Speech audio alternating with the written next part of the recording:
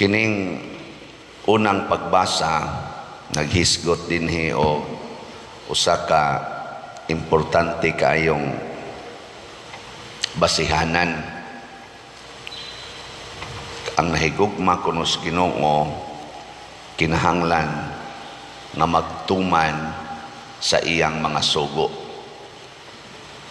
Lingi ay mong tupad ing na nagtuman ka sa sugo sa Ginoo.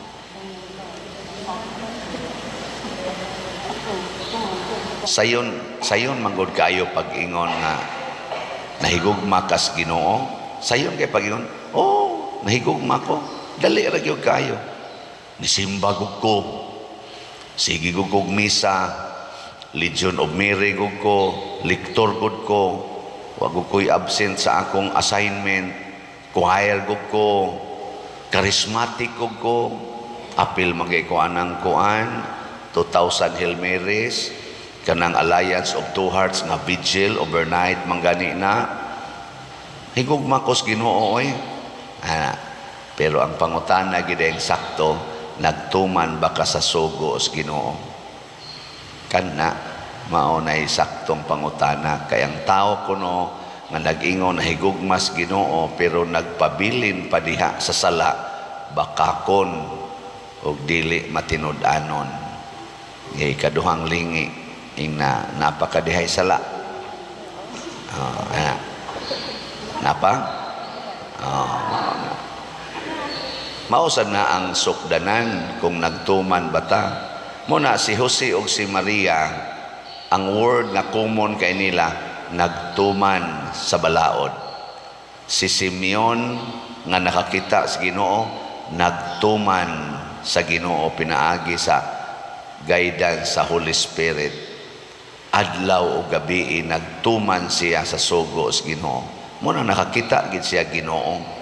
Nakakita siya sa kaluwasan. Si Jesus, mga igsoon, dugay nang nawa sa kalibutan. Di natakakita niya. Mga 2,000 years na ang nilabay, nawa na si Jesus din his kalibutan physically. Unsa na may mahibilin? Kinsa may nahibilin? Ang simbahan. Ang atong sundon, ang sugo sa simbahan. Ang sugo sa Ginoo nga niya sa simbahan. Adagan magay karon mukontra sa atong simbahan. Nagpabilin ang atong simbahan holy. One, holy, Catholic, and apostolic. Naagining upat ka elemento sa atong simbahan. One, holy, Catholic, apostolic. Nakakuan mo ana, nakasabot mo ana. Nakasabot mo ana yung upat? One, pasabot doon natay usa ka Santo Papa na atong sundon. Mukontra na gani ka sa Santo Papa, buangon na ka. Ikaduha, holy, tungod sa mga sakramento nga niya sa simbahan. Epektibo pa na hangtod karon, bunyag, kasal, kumpisal, misa, nagpabili na nga makabalaan. Apostolic, kay mauni ang gitudlo o gipuy-an sa mga apostoles, connected pagyud sa teaching and lives of the apostles. Yung sa itong usa? Catholic, universal, mulukop sa tibuok kalibutan ug mudawat sa tanang klases tao.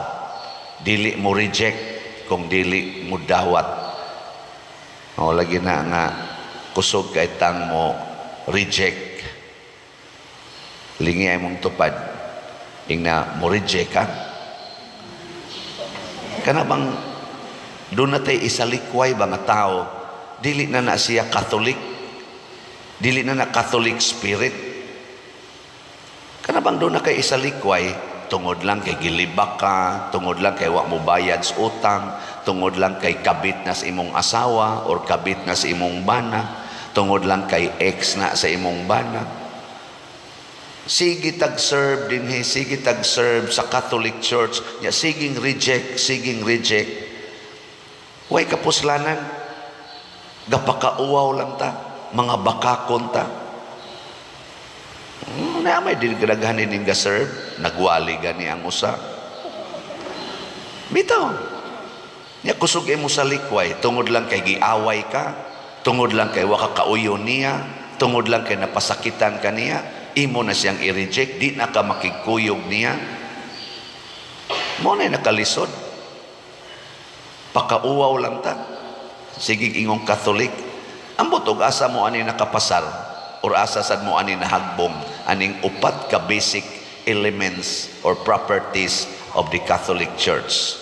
Mao ni ang timaan nga tinuod ang simbahan nga atong gipuy-an or gisunod basta ni aning upat ka elemento: one, holy, Catholic, and apostolic.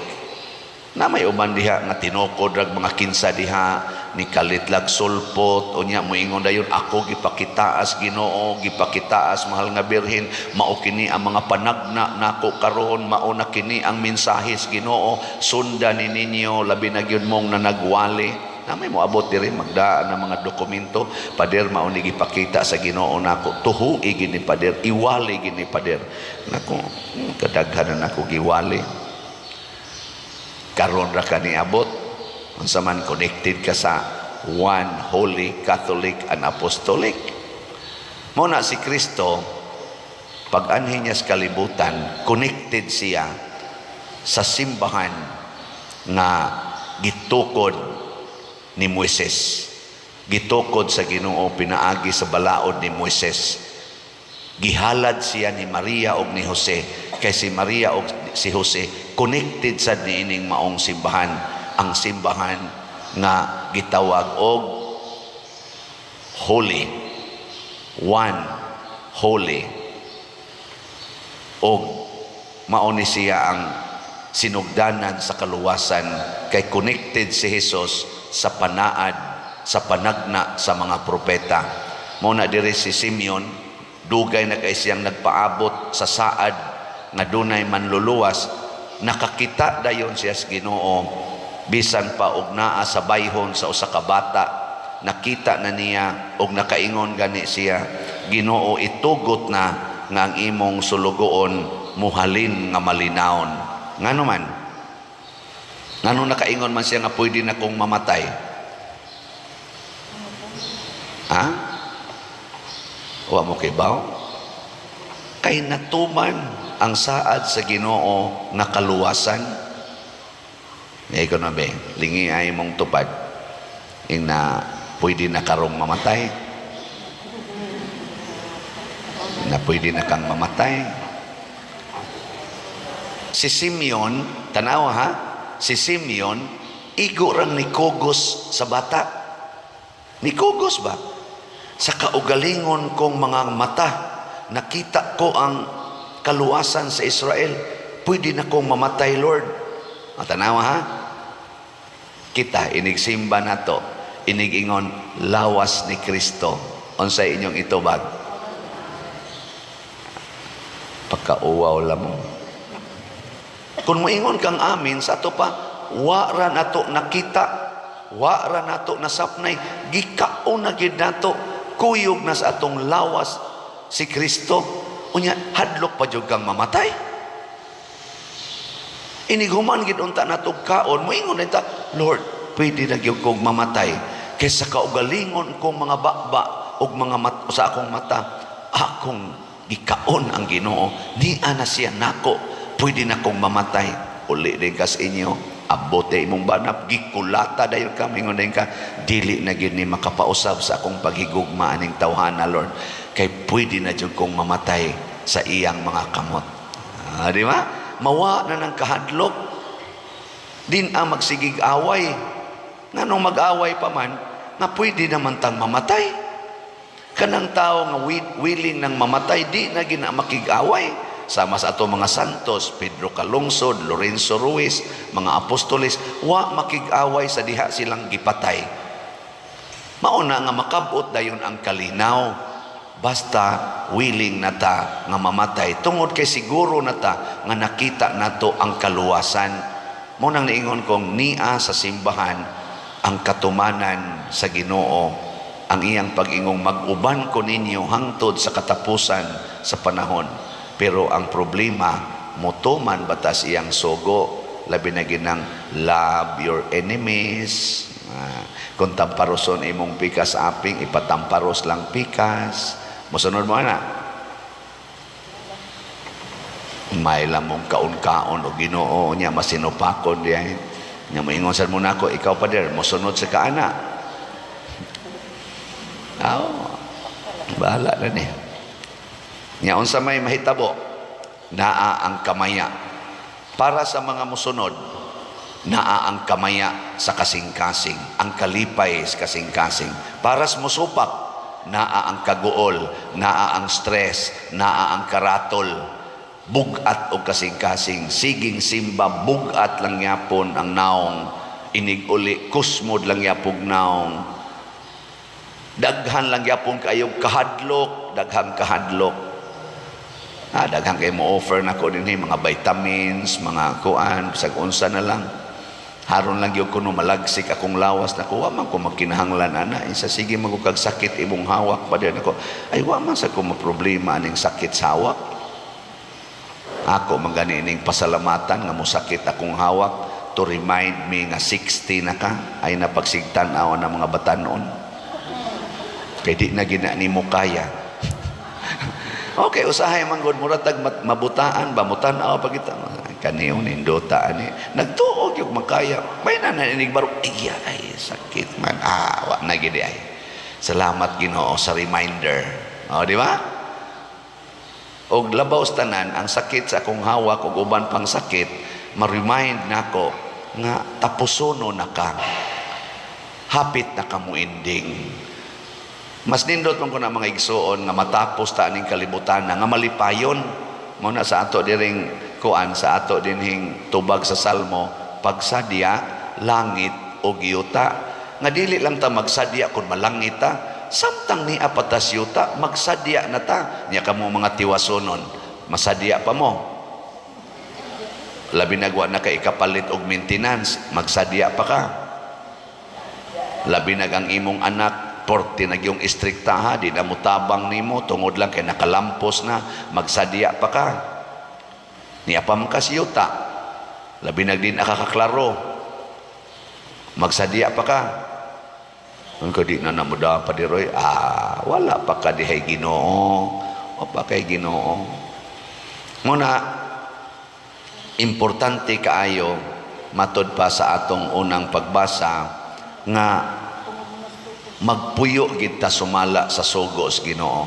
Ang tanang segment sa atong kinabuhi na agyoy pahaom ang sugos Ginoo para sa bata or para sa mga mabdos higugmaa ang bata pakatawha ang bata ayaw pag-abortion ayaw pag-contraceptives sa sinugdanan gid bas kinabuhi higugmaa ang kinabuhi. First segment, higugmaa ang kinabuhi. Kaya nga naman, matag kinabuhi, matag bata, paglaom sa atong kaluwasan.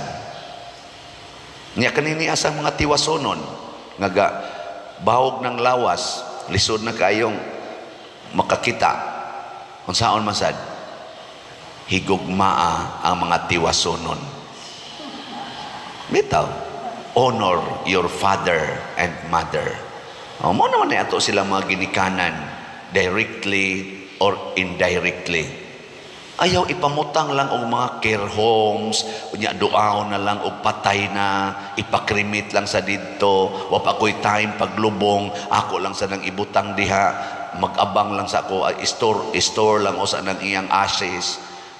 Kana kay mura na lang bag kanang kana ganing unsa na mura na lang og butang nga wa na man ay gamit diha lang usa na diha lang nas junk area ana tioy every segment of life holy og mo na gitudlo simbahan higugmaon gyud. Pasalamat ko dinhi sa ato sa Pilipinas, kusog pa kita mo higugmag mga tiguang.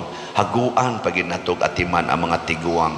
Pero daghan na biya dinhi sad ang kusog na kay mo sa likway sa mga tiguang kay busy ko sa akong business, busy ko sa akong pangita, busy ko sa akong trabaho. Nangawagtang na. Nganong na busy man ka kay naningkamot kong makakwarta. Para unsa man ang imong kwarta? Para unsa man na haron maluwas akong future? Sure? Imong kwarta makaluwas sa imong future? Ha? Pagkadaghag kwarta sa Ukraine, pagkadaghag kwarta sa Russia, naluwas sila karon? Impas. Kadaghag kwarta sa Israel, kadaghag kwarta tingalis mga Hamas, kay tagpila to ka $1 billion ang ilang budget. Porting kwarta pero nakaluwas kanang ilang mga missile, kanang ilang mga armas, nakaluwas o nakatiwas? Ay nalang ko anang luwas-luwas parting kwarta. Kung ang kwarta nimo wa magtuban sa sugo sa Ginoo, kanang maong kwarta maunay makaguba sa kinabuhi sa tao. Daghan kay mga dato dinhi, mga arang-arang pagkabutang nga ang nahitabo sa ilang kwarta nahimong kasakit sa ilang silingan kay gikural na ang lugar nga ilang gipalit o gibutangan dayog no trespassing private property. Gipanghinginlan ang ginatos ka mga pamilya didto nga wa tao'y kapaingnan, gipanghinginlan. Asa man may padong, bahala mo basta private property na ni dinhi. Nang lakaw in town ang mga tao nga wa in tao'y property ug nagpunsisok dinhi sa mga suok-suok nga wa ang mga kilid sa sapa, kilid sa dagat, kilid sa mga taytayan, ana tawgo na sad silag squatter. Sigihan na sag bunog, sigihan og hingilin, sunugon ang mga Pinoyanan kay mga hugaw sa katilingban. Pero kinsay nakaingon ana kadto mga buangon nga kusog kay mangangkon og mga yutang tagpila ka ektarya, mingaw na kay karon kay himuan nila business development. Business development. Pero daghang nga matay nga mga katawhan nga gihikawa na sa ilang pagkaon og Pinoyanan. Nya, kaluwasan na, kwarta ang gasugo ana. Kusmo ba inyong mga naong? Sige, lingi ay mong tupad katapusan. Inasugod karon din ata mangayog kwarta ha. Ana, kung saan naman atong buhaton, manghatag og kwarta. Manghatag. Muna inig kada Christmas, hinatagay gyud, hinatagay gyud. Nya, dili lang unta panahos Christmas. Pagbuhi sa atong spirit, pag hinatagay, padayuna na hangtod sa katapusan sa imong kinabuhi. Aron makaingon gyud ta pagsadya langit o yuta. Kay ang mga Katoliko, ang tinuod nga mga magtotoo, nagbuhat na sa sugo sa ilang Ginoo. Dili sangan lamang, kung dili nahimo na yung one holy Catholic and Apostolic nga simbahan. Walang yapon kasabot. Sige na, manindog na ta.